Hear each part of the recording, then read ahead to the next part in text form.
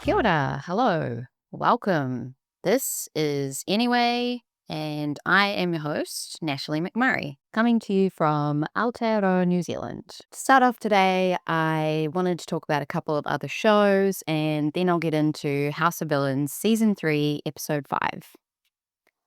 So, to the ladies of London we go. The tragedy that is Martha's life unfurls even further when we learn that her sister Polly died by suicide in 2013 after struggling with bipolar disorder. I really feel for Martha. She's truly been through some shit. We then see her going through a storage unit full of hats? Question mark? Was it all hats? I don't know. Margot arrives to help, and Martha proceeds to tell her that the quote-unquote painter that she gave $300 to has now said that he's not going to do the job, for reasons that are unclear. And she says that he has a key to her house which he hasn't given back. Wow, wow, wow. Margot speculates whether Martha is doing this on purpose. I guess maybe she thinks she's doing it for attention. She says, if things keep going this way, I'm going to have to pull back from our friendship. Now, look, I get it. Martha does seem a bit toxic, maybe more than a bit toxic. But she's just been crying about her sister who's tragically passed, her deceased father's fez hat, and the fact that she's just been ripped off by a con man. Can we maybe cut her a little slack today and perhaps have this conversation tomorrow, Margot? Jeez. Also, can we change the locks, Martha? Please. Lottie thinks that she was the only little girl growing up with an interest in clothes. Lottie is the one that hates Americans and has a Twiglet version of Johnny Depp for a husband. A man with a mustache so pointy that he could open letters with it. We see Dara continue to bamboozle Micah, and Dara wants Micah to feel sorry for her.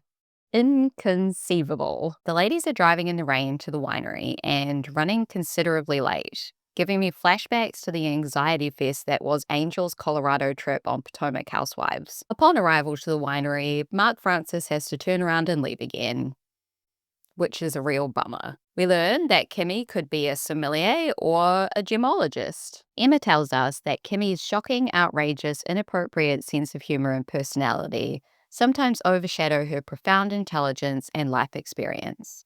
And I say, get yourself a friend like that. At the winery, the ladies are sharing personal stories, and Miss A tells us that she also tragically lost a sibling, her brother, 6 years ago. He was shot in London on Christmas Eve, seemingly just walking down the street.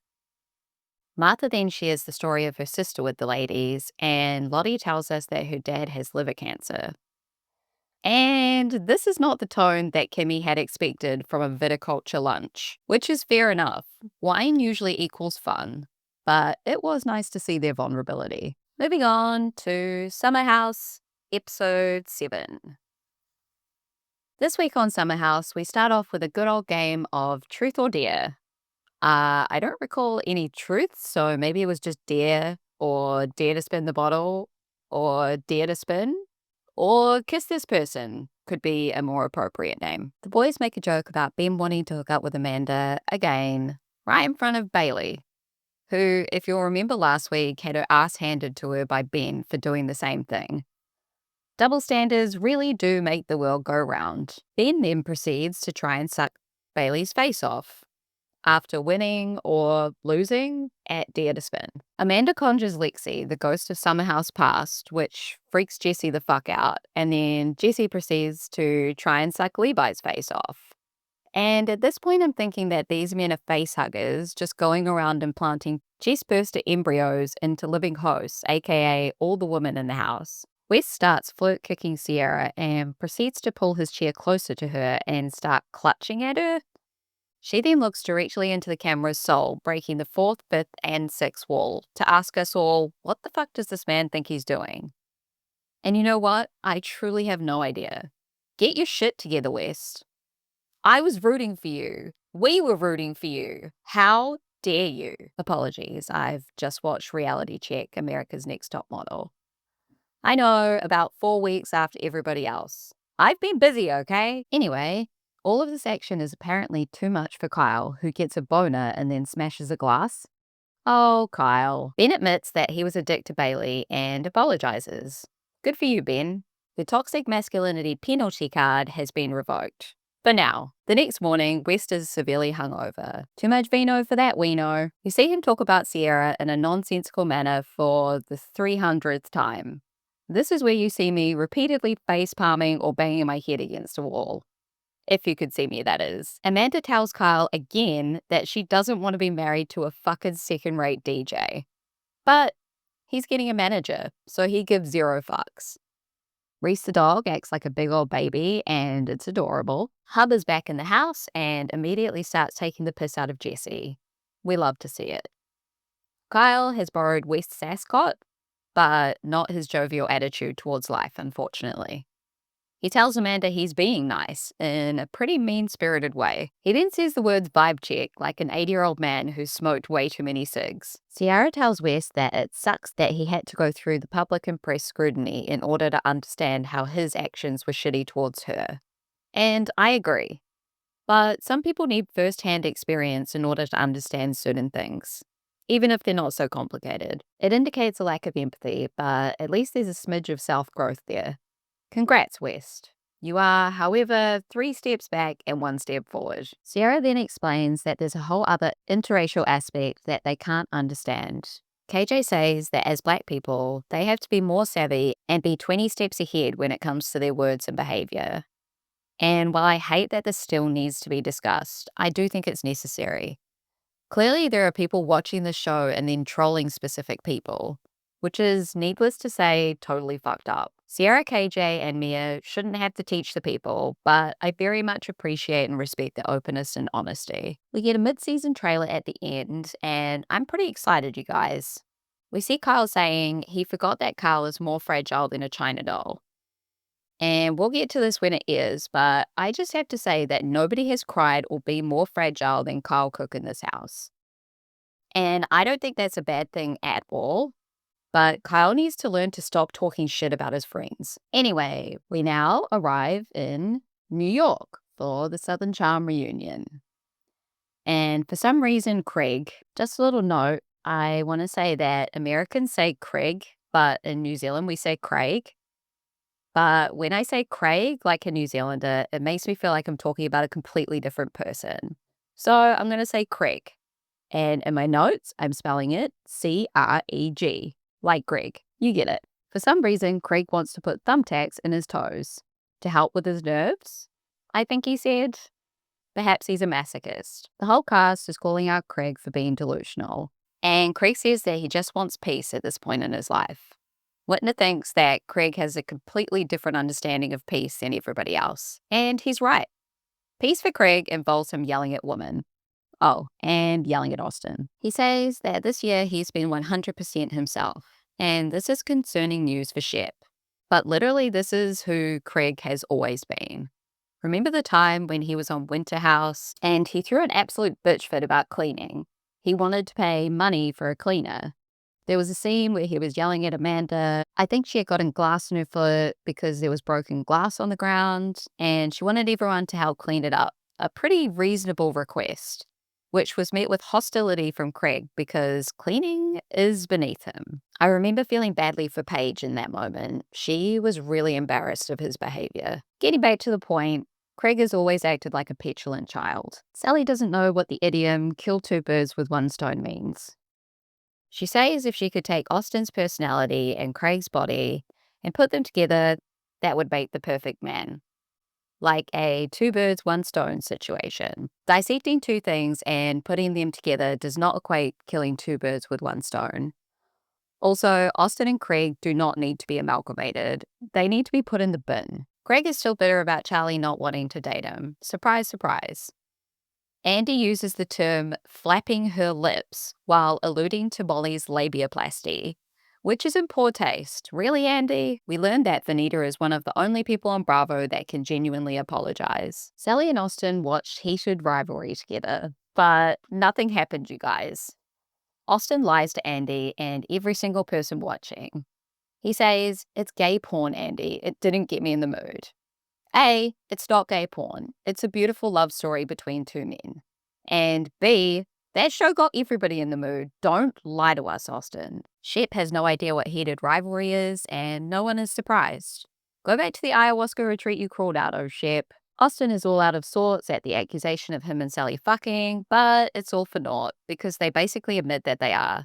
And then Austin slut shames Sally by bringing up her high body count. What the fuck is your body count, bro? Craig tells us that he's wearing a Greek evil-eyed bracelet to protect him from negative energy. He then goes on to say that he's wearing an empath spray that a magician in Nashville made for him because Craig gives so much of his energy out that the magician thought he would start absorbing other people's negative energy. You guys, I had to rewind that scene about 5 times to wrap my head around what he was actually saying. First of all, do magicians make potions? No. Witches and warlocks do, Craig. You've got the wrong person, which is maybe why it doesn't seem to be working. I've never heard of an empath spray. The only spray I have is a calming lavender spray, which I need to use after watching too many stupid men like Craig on my television. We then see Austin talking about being a cat dad, and Craig tells us that he has a lot of cat wisdom to purvey, which I'm unsure about. To my knowledge, he doesn't even have a cat. He's only had cats peripherally via his girlfriends. And every time I've watched Craig and one of the peripheral cats, the cat is all, do we have to do this scene together? Put the cat down, Craig. Andy pulls the old, let's bring Audrey out prank, but switches it up by saying that she submitted a video. And Austin needs a change of pants. We're then taken back to the scenes of Whitner's literary party, where Craig is being an absolute terrorist dressed as Rufio from Hook. I had actually forgotten about this outfit. And I know I don't need to tell you guys this, but Rufio is not a literary character. Craig is a dummy who loves guyliner. And Craig can take absolutely no accountability for his shitty behavior. Every bad thing that he does is apparently retaliatory. Same old shit. I'm so over the Craig and Austin drama. Sally tells us that Craig yelled at her in front of her mother. Wow. That's a yikes. If you yelled at me in front of my mother, I would probably never speak to you again. Craig says that he's an empath, so I guess the spray is working. I don't think people should go around calling themselves empaths in the same way that I don't think people should go around calling other people narcissists. Both terms are used way too liberally these days. Anyway, Craig storms off like the toddler that he is, and that's where part 1 ends. Moving on to Southern Hospitality, episode 3. TJ and DJ Maddie Reese sit down and discuss Maddie's PTSD when it comes to the group chat Trevor cheating situation. Maddie brings up her friendship PowerPoint again, and now I have PTSD. TJ tells us that he's not over Emmy, one of his best friends, calling him a predator, which is fair enough. Yet more evidence that Emmy is indeed a Karen. Also, I'd just like to point out that I know we're not supposed to use the term Karen anymore, and that it's misogynistic and problematic. So I'm going to need another term that isn't privileged white person acting entitled, demanding, or inappropriate in a public setting. That's a bit of a mouthful. Maybe there is another term. Okay, so I've just Googled alternative term for Karen, and here is a list of what it gave me. Battle axe, fishwife, hag, ogress, barbecue Betty, permit Patty, golf cart Gale. All of those seem pretty misogynistic too. Can we have a non-gendered term, please? So now I've Googled non-gendered term for Karen, and it's just given me male equivalents. What the hell? Back to the episode. Blake informs us that Brad's 1-year anniversary with his girlfriend is also her and Brad's 1-year anniversary of them making out in a hot tub. The numbers seem to be cooked on that one, Brad. Emmy asks if she can steal Brad for a second for a private chat, to which Brad responds, absolutely fucking not are we going to talk in private so you can try and gaslight me. Let's talk here and now in front of everyone, which is reminding me a lot of a similar scene from last season, where everyone at a dinner confronted Emmy about Will's cheating ways, and she ran off screaming and crying and looking like a damn mess with mascara all over her face. Gee, I wonder what will happen. Hopefully she's wearing waterproof this time. So Brad is telling Emmy all the things he's upset about, that Emmy said Brad and TJ are dead to me, which Emmy denies. And we see Molly say that Emmy definitely said it. Her hotel room was right next door to Molly's, and she could hear everything she was saying. And that she also heard Emmy blowing her nose at 4 in the morning, which is a problem. I don't know what hotel they were staying at, but that hotel needs to think about implementing some soundproofing. Either that or Bravo needs to up their budget on where these people are sleeping for the reunion, unless it's a tactic to make them more sleep deprived, thus more irritable at the reunion. I see you, Bravo. Brad asks Emmy what he did to make her feel unsafe, and she starts babbling about how he's scary and he was outside her door. To which Mia says, "Girl, shut the fuck up. What do you think you're doing right now?" Michael says, "You can't say that you were scared because that can come off like a microaggression. So how about reframe those words?" And Emmy is panicking and everyone else is cringing. And we see yet another scene on Bravo this week of how Black people have to be so careful about how they act and what they say because they're not afforded the same privilege to misbehave. And again, I say, I hate the fact that this is a thing, but I'm glad that Bravo is airing it. And I'm appreciative that Brad, Michaels, and Lake are sharing it. Brad points out that all he did was send Emmy a text. He didn't raise his voice at her, he didn't knock on the door, all he did was show a bit of emotion. Also, we see a screenshot of the text, and I'd just like to point out that it includes a smiley face emoji.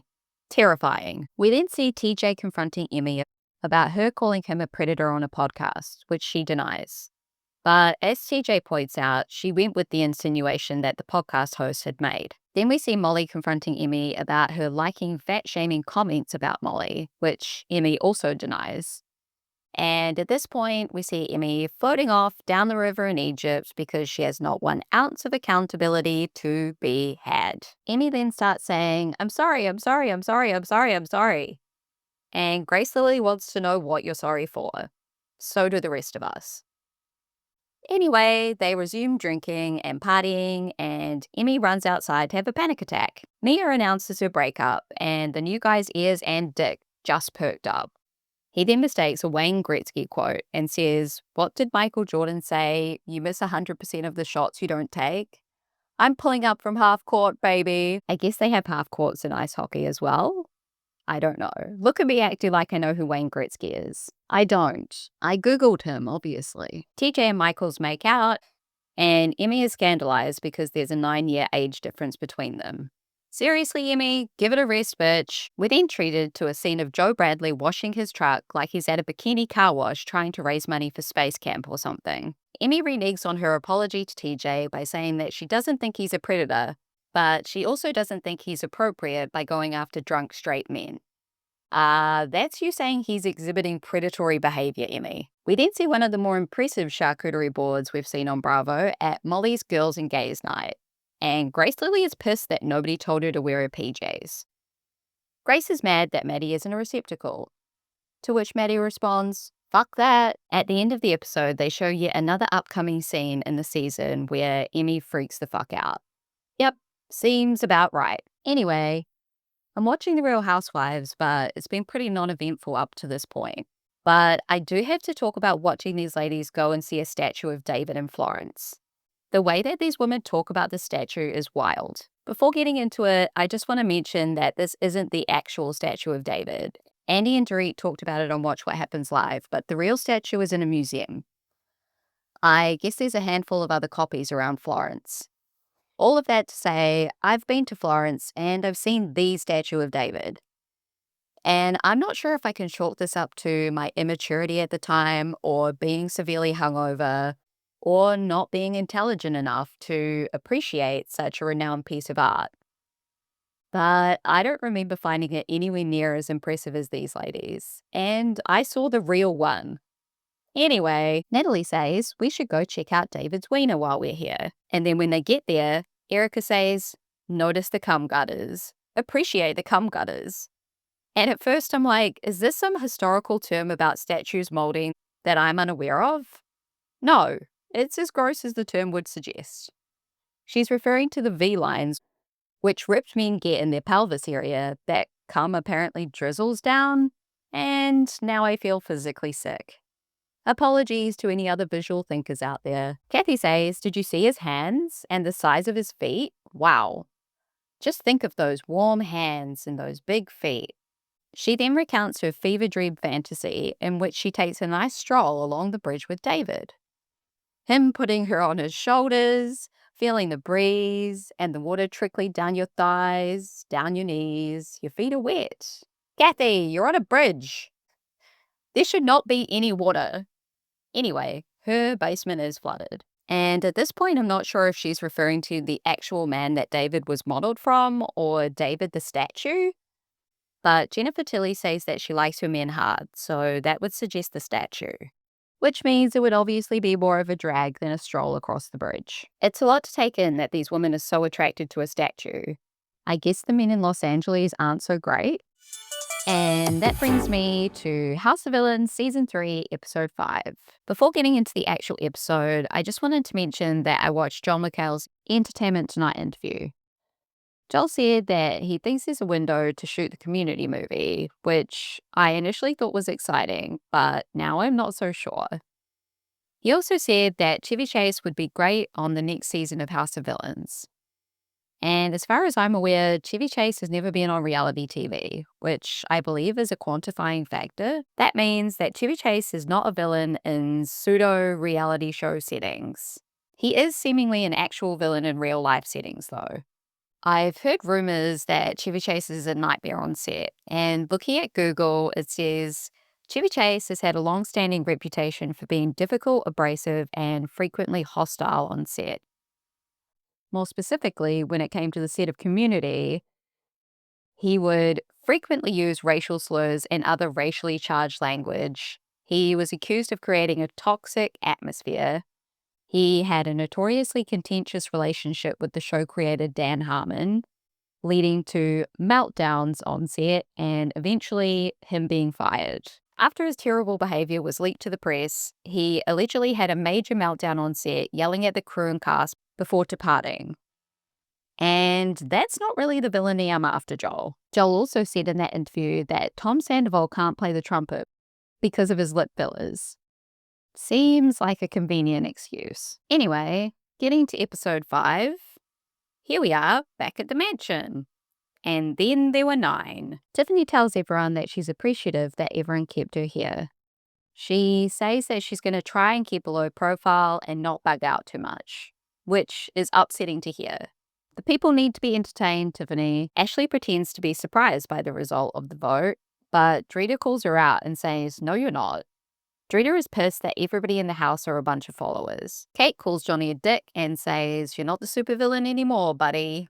You don't rule the house." Christine shows us she's not entirely robotic when she gets upset about Plain Jane betraying her. She says she voted for Tiffany because she ultimately trusts her more. We then see a shot of Ashley in the nudie Rudy because she's getting changed, which scandalizes John, Paul, and Drita. They're all discussing how it will be interesting to see who the next supervillain will be.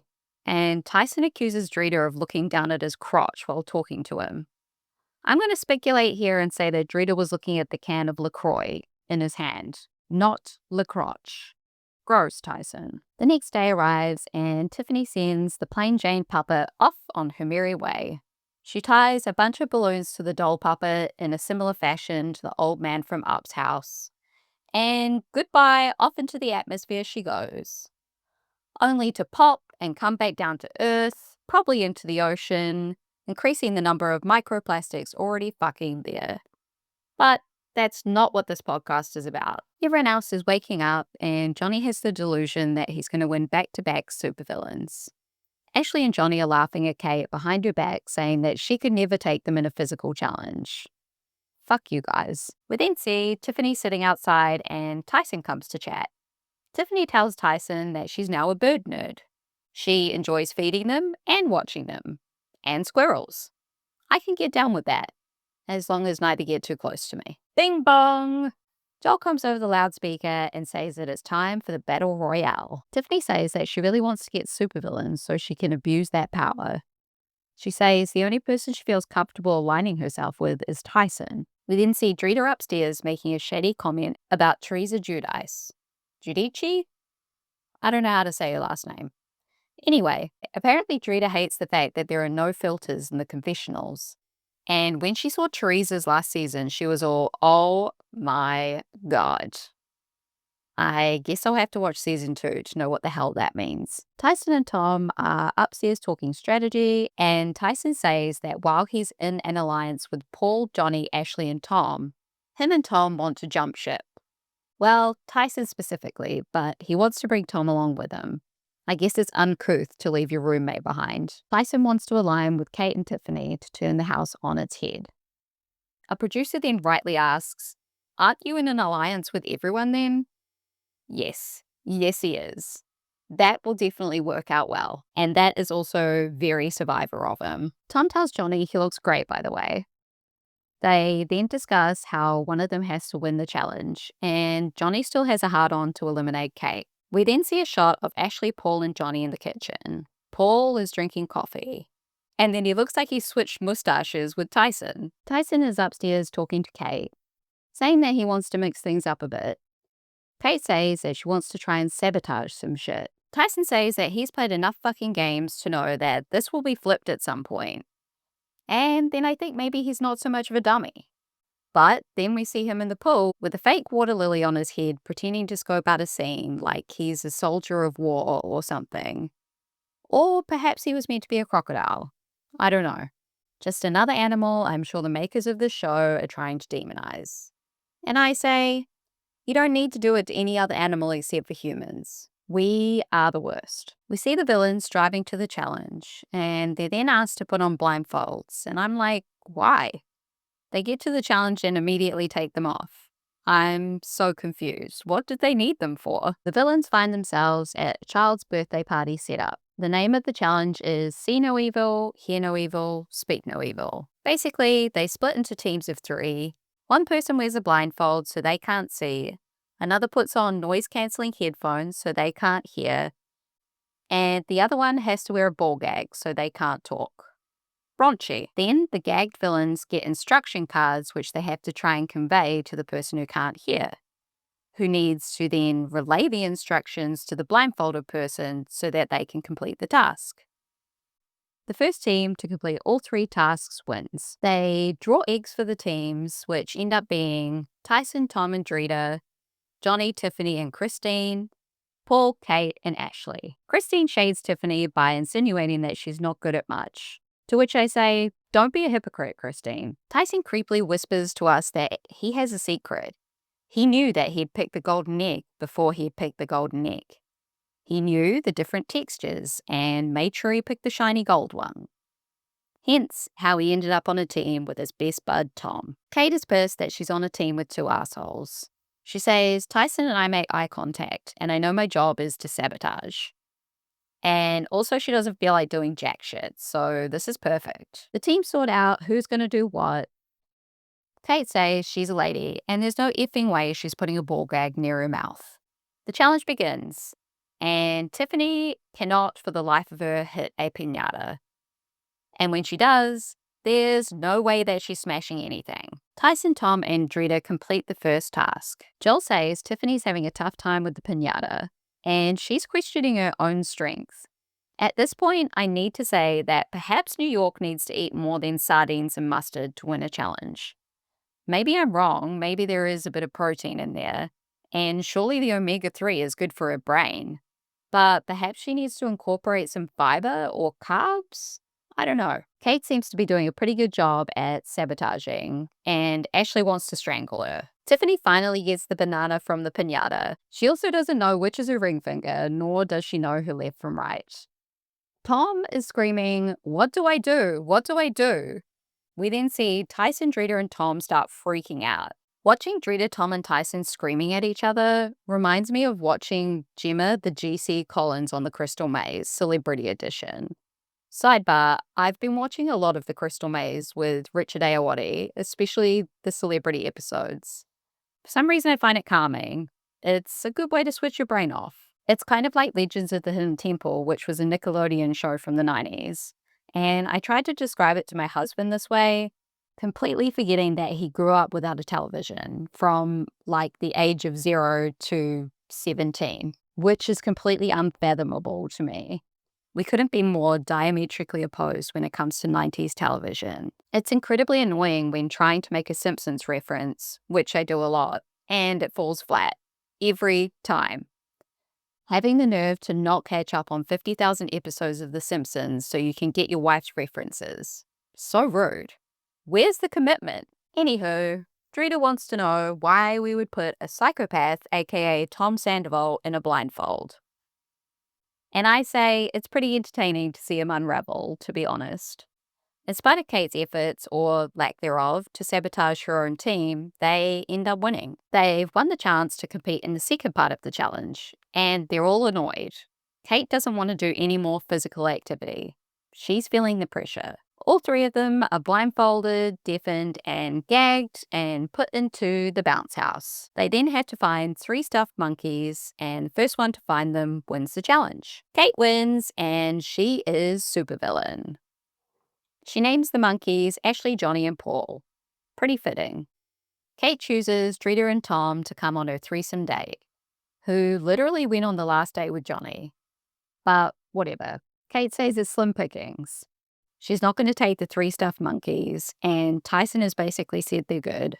There's no point in taking Christine, and New York is her roommate. So I get it. Kate says, imagine if I was working at full capacity at all times. Just give her the money now. Drita is happy that the girls are in power. She says Kate is a gangster in her own way, and she's a good person to throw a wrench in the mix. Johnny says we're fucked. And I say, no, Johnny, it's you who's fucked. You fucked yourself, mate. He questions how vengeful Kate is, and I think it's pretty safe to say she's coming for you. Tyson bluffs Johnny by saying that he thinks he's going to be up on the hit list. He thinks he's a good chameleon, and I'm here to say, not in those bold, bright, clashing prints you're not, Tyson. Won't somebody think of my eyeballs? Kate asks Tyson if she could borrow the Supervillain suite tomorrow. She then takes herself off to bed, and Tiffany says she's also beat. And then we see Tyson come into the room whispering all sorts of sweet nothings into Kate's ear. Tiffany asks if she needs anything to drink because she's off to get more sardines. Holy Christ. Christine comes in and asks if Kate wants a cupcake. And Kate is all, I just want to sleep, goddammit. She tells us that she has big plans for her reign as Supervillain, primarily to enjoy the groveling. Good for her. We then see Tom come in and compliment Kate's shoes. Kate tells him to get in fucking line. Kate's out to spread chaos and confusion. And personally, I can't wait. Bloop, bloop, bloop. It's morning time. And Ashley is feeling weird. She feels as though she may be getting sick. It would appear that Tom has 2 of the same blazer for some reason. I don't know if that's ever explained. Johnny says something about Kate bumping her head, and if that happened, it could lead to her not putting him up. To which I'm like, perhaps Kate should watch herself. We don't want a Tonya Harding situation. Kate heads to the Supervillain suite, and she puts a sign out, which reads, House of Villains, Supervillain office hours. When I get back from the reward until I'm over it. XOXO. Brilliant. I love it. She also enlists production to make some amendments to the room. This is the kind of reality TV show fuckery that I love. Upstairs, Paul is bitching to Tom about the second hand to the Supervillain shit again. Paul has really lost his pizzazz in this game. I wish he wasn't taking it so seriously. He needs to remove himself from Ashley and Johnny immediately. Come on, Paul. Time to crawl out of your own asshole and do something. Bing bong! Time for the reward date. And off they go. For some reason, Drita thinks she's off to the ocean and that she's going to be eaten by a shark. Come on, you guys, seriously? They arrive and they're heading out on a swan boat. Yet another pretty shitty date. Drita is now scared of alligators and piranhas. Kate says, fear not, I am trained in marine safety. She says it's not the size of the boat that matters. It's who you're with and how you use it. I did expect some kind of motion in the ocean reference, but thank God she spared us of that. Back to the house, and Ashley is now considering whether the dick made her sick, which led me to believe that her and Johnny didn't use a condom. I don't know much about STDs, but I don't think many of them give you body aches. So I speculated that perhaps she had contracted syphilis, which my husband was quick to remind me is not a thing anymore. I say you never know. Some people don't like vaccinations, and diseases come back, you guys. Look at the measles. Just saying. Kate, Drita, and Tom are talking strategy on the Swan boat, and Tom wants Kate to know that Tyson is trustworthy. He's angling for Kate to put up Johnny, Paul, and Ashley. Back at the house, Johnny is eating chips like a douchebag and tells us that he wants to win the money for his baby girl. Johnny is delusional and thinking that Kate might not put him up. The threesome return, and Kate goes into the supervillain suite. She's open for business. Not in that way. In the way that she wants everyone to come and beg her not to put them up. First visitor to the office is Ashley. She bought wine, which Kate says was smart. Ashley is pissed that she had to lower herself to this shit. And she wants to vomit from the mystery illness. Kate claps her hands and everything turns red. Love it. She claps her hands again and a spotlight from the ground shines up in Ashley's face. Kate knows that the upwards lighting is making everyone look terrible and she's loving every minute of it. Kate says she's making a list and checking it twice, much like Santa, but she does an anagram of it and would like to call herself Satan. The people are all pleading their cases, and Ashley says that she thinks that this will have no bearing on what Kate actually does in terms of the hit list. And I'm inclined to agree. She just wants to watch these motherfuckers squirm. Kate still has no idea what Christine is talking about. Tom is sad, thinking that Tyson may be put up. And Tyson says to Kate that he basically wants to become a duo with Kate. Kate's confused. She wants to know why he referred to them as a duo, when Tyson is in a duo with Tom. Tyson wants to fuck Tom. And Kate's not overly down with it. She says she can't trust him. Tyson then says he's not in an alliance with New York, who is Kate's roommate. What the hell do you think you're doing, Tyson? I'm immediately regretting using the words Tyson and smart in the same sentence earlier. Drita calls out Tyson for being shifty. She doesn't trust him, and neither does Kate. Drita says, channel your inner Medusa and be cold as ice to these bitches. Johnny does some more weird, niggy, pickup artist flirting with Christine. Tom thinks him and Tyson are best friends. Something about Tyson is taking them and they are taking each other. I don't know, I got kind of bored and drifted off. Think for yourself, Tom. Ashley then lies straight to Christine's face when Christine asks if she's getting sick. Cut to Ashley sprinting over to the garden and vomiting her face off. And now I'm thinking, is this bitch pregnant? One of the only times I've power chucked is when I drank a Barocca when I was pregnant. I took one sip and blah.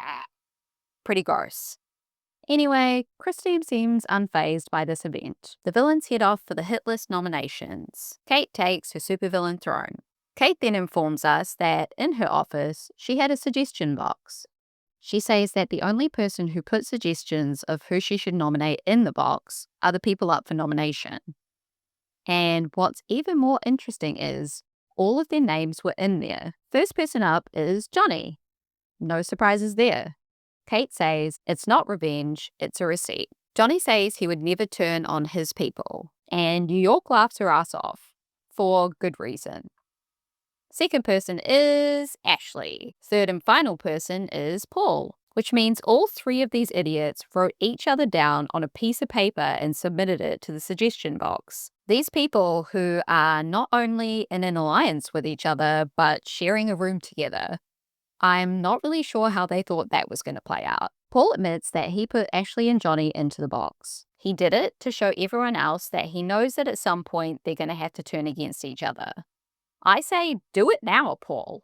Jump off that sinking ship, which is perhaps too late. Ashley says that she's so glad that Kate finally figured out that those three are in an alliance. To which I say, she had no power before Ashley, so even if she did know, why the hell would she mention it? Plus, it's not like you three have been inconspicuous. You're making yourself look like a dummy. Anyway, that's it for episode 5, everyone. Thanks for listening. See ya. Wouldn't want to be ya.